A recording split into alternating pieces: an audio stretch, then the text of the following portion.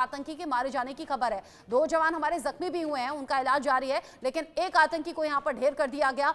Training camp से भागे आतंकी, किस तरीके से तस्वीरें सामने आई हैं, ये अलग अलग कहानी बयां कर रही है। पाकिस्तान से सीधे कनेक्शन और आदिल जो आतंकी जिसको लेकर हम अपडेट दे रहे हैं, ओवरग्राउंड वर्कर के तौर पर पहचान हुई है। 2018 में पाकिस्तान गया था, पाकिस्तान में ट्रेनिंग ली थी, आतंकी ट्रेनिंग लेकर फिर यहां लौटा था। यानी तार तो लंबे वक्त से जुड़े थे, सही मौके का इंतजार था और ये सही मौका पहलगाम में आया सामने, जहां बेगुनाह बेकसूर लोगों को मौत के घाट उतार दिया गया। इस बीच एक बड़ा अपडेट है जम्मू कश्मीर से, बड़ा अपडेट जहां पर एलजी मनोज सिन्हा ने समीक्षा बैठक की है। एलजी ने दोषियों पर कार्रवाई करने के लिए कहा है, आतंक के ढांचे को खत्म करना जरूरी है।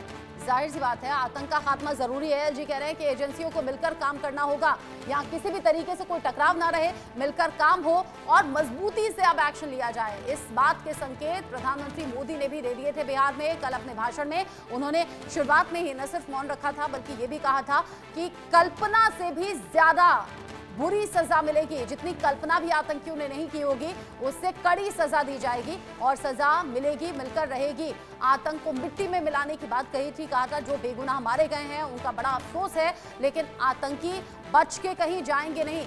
अलग अलग तस्वीरें हैं, जैसे मैंने कहा, बहुत सी ऐसी कहानियां जो कि दिल को, मन को झकझोर कर रख देंगी। जहां छोटा बच्चा जिसके पिता मारे गए, नई नई शादी हुई थी, 1 हफ्ता भी नहीं हुआ था, घूमने गए थे, लेकिन वो महिलाएं जो अब रो रही हैं क्योंकि पति मारे गए हैं उनके सामने, उनके पति से उनका नाम पूछा, धर्म पूछा, कलमा पढ़ने के लिए कहा।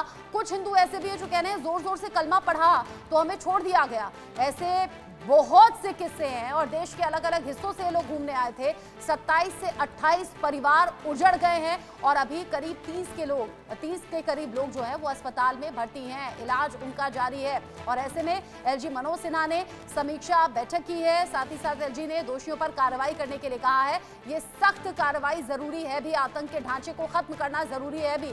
कर्नल सिरोही से मैं समझूं कि कैसे होगा आतंक का ढांचा खत्म, लेकिन उससे पहले हसन दुरानी जी, जो मेरा सवाल अधूरा रह गया था, मैंने कहा कि पाकिस्तान के बड़े चेहरे इस हमले को न सिर्फ क्रिटिसाइज कर रहे हैं, बल्कि अपनी ही सरकार से सवाल पूछ रहे हैं और ये कह रहे हैं कहां हैं आप। यहाँ सेना अलर्ट कर रहे हैं, वहां फ्रीडम फाइटर बता रहे हैं, ना अफसोस जताया गया और यहाँ हलचल तेज हो गई। इसमें तो फिर सीधे तौर पर अपनी इज्जत उड़ाने वाली खुद बात है ना। पाकिस्तान के लोग ये मान रहे हैं कि हाँ, इस हमले के पीछे पाकिस्तान का हाथ है। इस पर आप कोई स्टैंड लेंगे क्या? देखिए, मैं तो ये बात मानने को बिल्कुल तैयार नहीं हूँ कि इसमें पाकिस्तान का हाथ है, क्योंकि मैंने अभी आपको जो 2 छोटे-छोटे, सिर्फ 2 आपको वाक़यात बताए हैं और उसके बाद मैंने जब इंडिया ने बहुत बड़े-बड़े 2 डिसीजन लिए थे और लिए मुझे हैं, हैरानी हुई उससे पहले कि जो मैंने आपसे बात की, मुझे हैरानी हुई।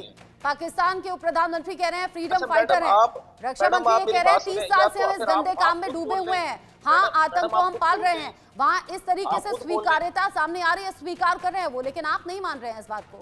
क्यों नहीं शहबाज शरीफ ने इस पर अफसोस जताया? पड़ोसी देश है ना। अच्छा, मुझे ना आपकी मैनेजमेंट के ऊपर ना बड़ा एक क्वेश्चन मार्क है। आपकी मैनेजमेंट ने हम लोगों को बुला तो लेते हैं, लेकिन 99.98% टाइम अगर उन्होंने अपने एंकर्स को देना होता है तो फिर हमें बुलाने की कोशिश होती है। मतलब आप चाहते हैं मैं आपकी सारी बातों पर सहमत रहूं और हाँ हाँ हूं करती रहूं और आपकी बातें सुनती रहूं? नहीं, आप क्या समझते हैं कि फिर मैं आपकी बातों पर सहमत हूं? आप कह रहे हैं पाकिस्तान का हाथ नहीं है, पाकिस्तान के उप प्रधानमंत्री कह रहे हैं कि फ्रीडम फाइटर है ये। आतंक फैलाने वाले फ्रीडम फाइटर हो सकते हैं क्या? आतंकी होते हैं, गोली मार देनी चाहिए।